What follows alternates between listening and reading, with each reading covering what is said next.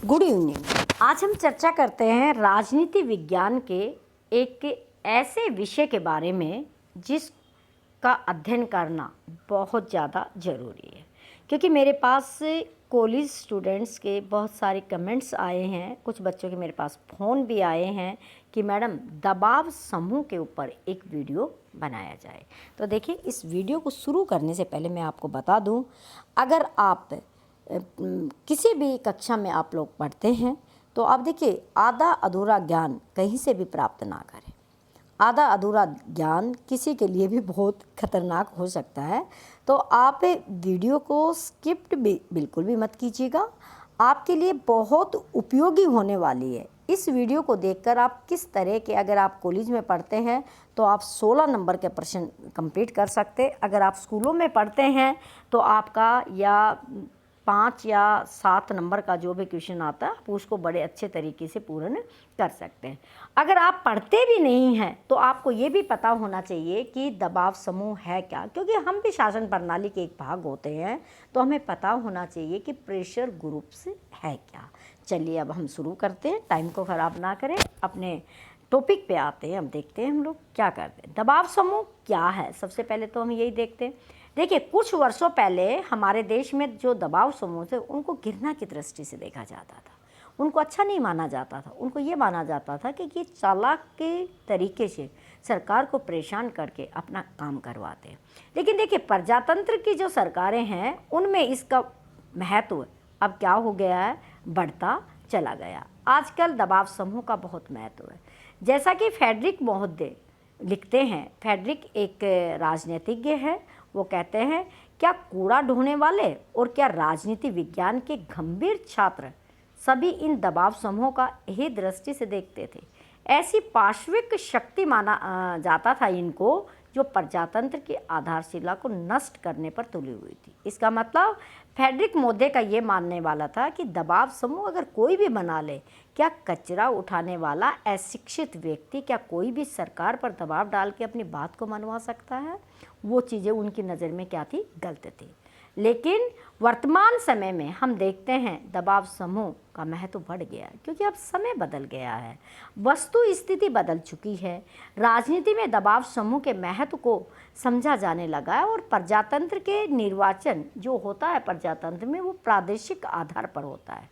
प्रत्येक जितने भी हमारे पेशे होते हैं, व्यवसायी होते हैं, उनका प्रतिनिधित्व चुनाव नहीं करता है, और उन सबके हितों की रक्षा के लिए क्या बनाए जाते हैं, दबाव समूह बनाए जाता है। तो दबाव समूह का जो जन्म हुआ है प्रत्येक व्यवसायी के हितों की रक्षा के लिए हुआ है। अब हम आगे देखते हैं कि जो दबाव समूह है उनके अलग अलग लोग क्या क्या उनको नाम देते हैं। देखिए, दबाव समूह मंत्रियों, विधायकों और शासकों पर अपना नियंत्रण रखते हैं। ये तो सीधा था। अगर अर्थ को परिभाषित करके हम ये देखते हैं कि दबाव समूह है, वो हर समूह को, मंत्री को, विधायक को, उन चीज़ों को दबाने की कोशिश करते हैं, उनको कंट्रोल करते हैं। दबाव प्रजातंत्र में दबाव समूह का महत्व दिन प्रतिदिन आजकल बढ़ता जा रहा है, कम नहीं हुआ है। इसीलिए मोरियन कहते हैं कि दबाव समूह को अदृश्य सरकार, यानी कि दबाव समूह वो क्या है, अदृश्य सरकार है।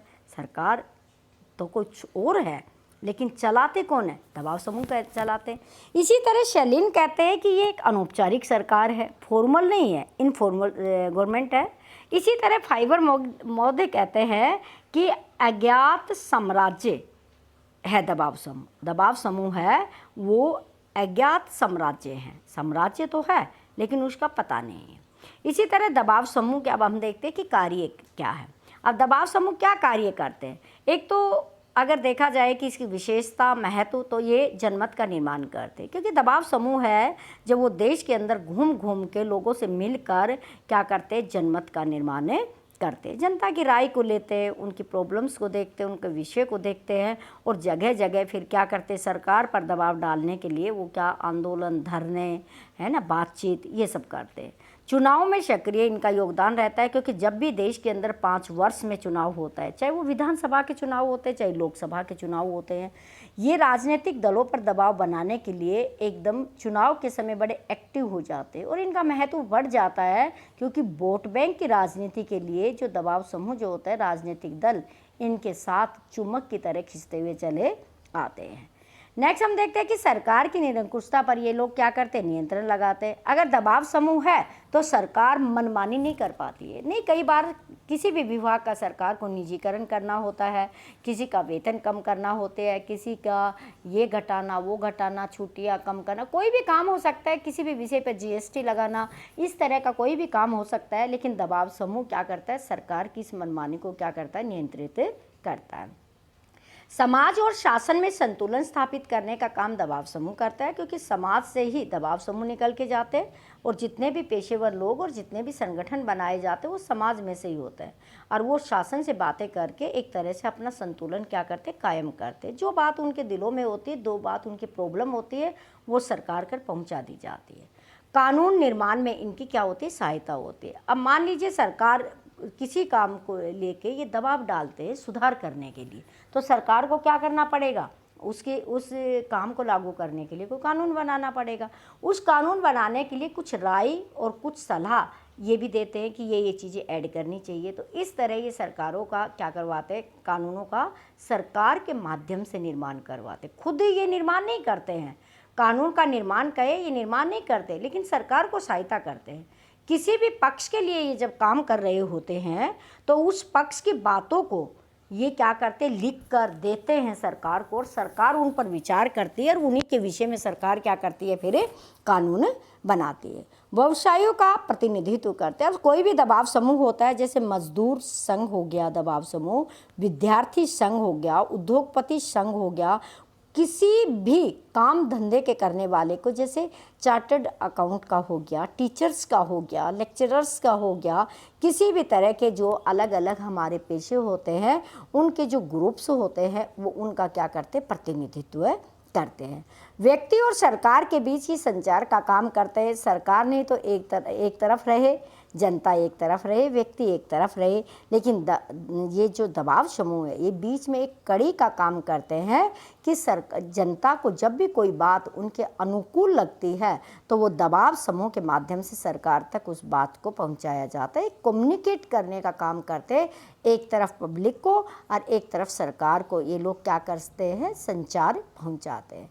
नौकरशाही पर क्या करते हैं, ये लोग दबाव डालते हैं, क्योंकि जब कोई भी काम किया जाता है कि वो किसी भी पेशे के खिलाफ होता है या जनता के किसी के खिलाफ होता है तो वो एक तरह से नौकरशाही पर क्या करते हैं, दबाव बनाते हैं और नौकरशाही पर दबाव बनाकर उस काम को न करने के लिए उनको प्रेरित किया जाता है।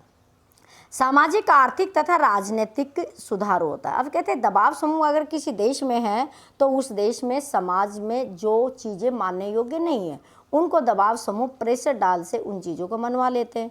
और राजनीति के अंदर अगर कोई गलत चीज़ें हैं जिनको लागू किया जा रहा है तो वो उसको क्या करवा लेते, सही करवा लेते हैं। इस तरह दबाव समूह को श्रेय दिया जाता है कि ये सामाजिक, आर्थिक और राजनीतिक सुधार के लिए क्या करते, कदम उठाते हैं। क्योंकि दबाव समूह क्या होता है कि जब चुनाव के समय और जब सरकार बनाना होता है, दो समय ये क्या होते हैं, बहुत ज़्यादा एक्टिव हो जाते हैं और सरकार पर क्या करते, बेहद दबाव डाल के उन चीज़ों को पूरा करवाने की कोशिश करते हैं। न्यायपालिका द्वारा दबाव होता है। अब देखिए ये कभी भी नहीं लिखना है ना समझना है कि दबाव समूह न्यायपालिका पर दबाव डालते हैं, क्योंकि न्यायपालिका हमारे देश की स्वतंत्र है, उसके ऊपर किसी का दबाव नहीं है। हाँ, न्यायपालिका में वो कुछ क्या करते, अपील करते हैं, कुछ एप्लीकेशंस लगाते, कोर्ट केस करते, उससे न्यायपालिका सरकार पर फिर क्या करती है, दबाव डालती है। दबाव समूह के सदस्य कोई रिट डाल देते हैं न्यायालय में, सर्वोच्च न्यायालय में, हाई कोर्ट के अंदर, और दबाव समूह की बातों को सुनकर फिर सरकार को वो बातें भेजी जाती है, सरकार फिर उनको स्वीकार करती है। ये क्या है, दबाव समूह की क्या होती है, महत्वपूर्ण भूमिका होती है। एक तरह से देखा जाए तो लोकतांत्रिक शासन प्रणालियों में अगर दबाव समूह है तो कोई हेजिटेशन की बात नहीं है, क्योंकि उसमें क्या होता है कि हर एक वर्ग के लोगों की बातों को सुना जाता है। दबाव समूह हर पेशे के, हर जाति के, एक धर्म के, सभी के होते हैं, तो अपनी अपनी बात मनवाने का उनको क्या होता है, अधिकार होता है। तो इस तरह दबाव समूह को हम आजकल वर्तमान समय में हम अच्छा मानते हैं, क्योंकि दबाव समूह है ये अमेरिका से, इधर से पश्चिमी देशों में इनका प्रभाव ज़्यादा था और वर्तमान समय में भारत में भी दबाव समूह का महत्व ज़्यादा है।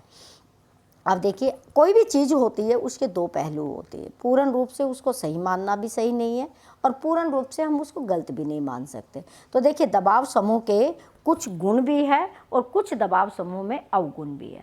तो देखिए, दबाव समूह के गुण कौन से? एक तो पहली बात तो ये है कि राजनीति शिक्षा प्रदान करती है, क्योंकि बहुत सारे लोग होते हैं जिनको राजनीति के बारे में ज्ञान प्राप्त नहीं होता, लेकिन उनकी कुछ समस्याएं होती है, कुछ बातें होती है, तो एक समूह बनाकर उस माध्यम तक वो सरकार तक पहुंचाई जाती है। तो सरकार से वो जो भी इंफॉर्मेशन लेके आते हैं, वो इन्फॉर्मेशन उस समूह को बताते हैं, जिससे लोगों में राजनीति के प्रति रुचि पैदा होती है और राजनीति के प्रति एक तरह से ज्ञान आता है, और ये भी पता चलता है कि सरकार से बातें कैसे मनवाई जाती है और सरकार किस तरह हमारे कार्य को कर रही है। ये दबाव समूह के माध्यम से हो पाता है कि लोगों को पॉलिटिकल एजुकेशन मिलती है। विशेषज्ञों द्वारा प्रचार होता है। और देखिए, कोई भी दबाव समूह में जो भी व्यक्ति जाएगा उसको कुछ ज्ञान प्राप्त होगा, वो पढ़ा लिखा होगा, वो समझदार होगा। अब उनको क्या होता है कि जब भी वो अगर किसी का प्रचार करते हैं, अपने मुद्दे का प्रचार करते हैं, तो उनके अंदर क्या होता है, एक स्पेशलाइजेशन होता है, जिसके बारे में लोगों को वो सही तरीके से अवगत करा सकते हैं।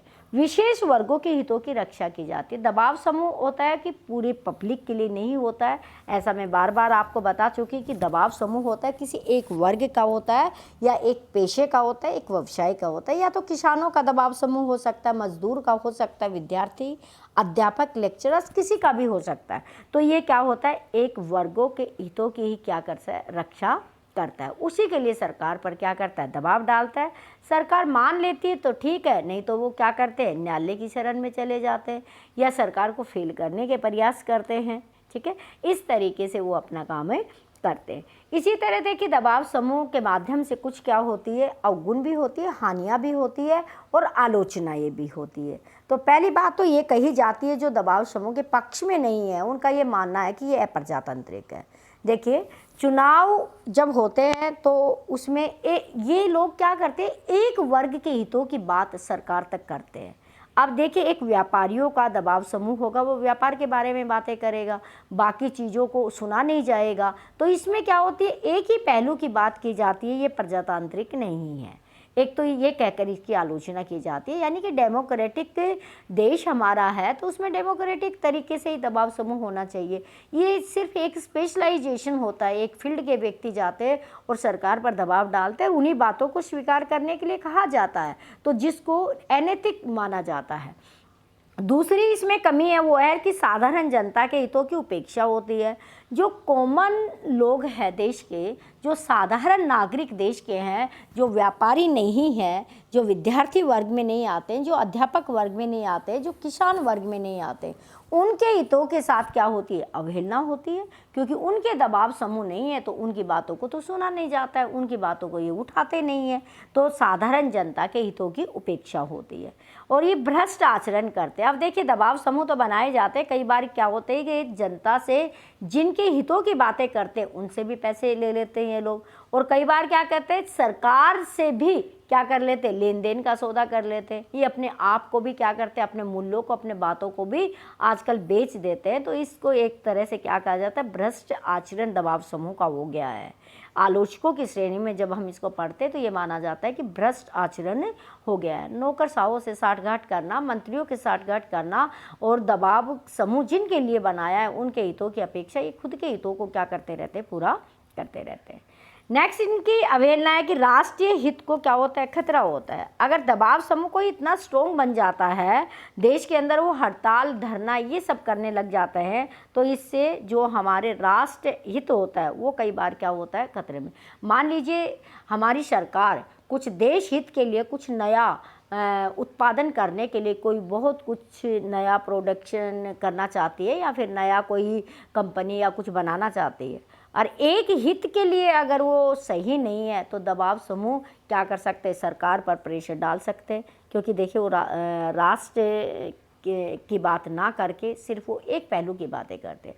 जब आप अपने पूरे शरीर का ध्यान नहीं रखते, शरीर के एक ही अंग का ध्यान रखेंगे, तो उससे आपकी दिनचर्या और आपकी शारीरिक जो क्रियाएं होती है वो प्रभावित होंगी।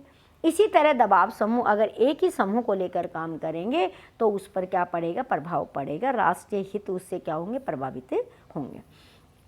अंतर्राष्ट्रीयता में बाधक होते हैं। कई बार क्या होता है कि हमने किसी देश से अगर सरकार को कुछ खरीदना होता है, ठीक है, और दबाव समूह, क्या कई बार क्या ऐसे दबाव समूह होते हैं जो अंतर्राष्ट्रीय लेवल के दबाव समूह होते हैं, उनको दूसरे देशों से पैसे मिलते रहते हैं। कई बार वो युद्ध की जैसी स्थिति बनवा देते हैं, क्योंकि उनको क्या होते हैं, वहाँ से हथियार बेचने होते हैं, वो दबाव समूह को माध्यम बना लेते हैं।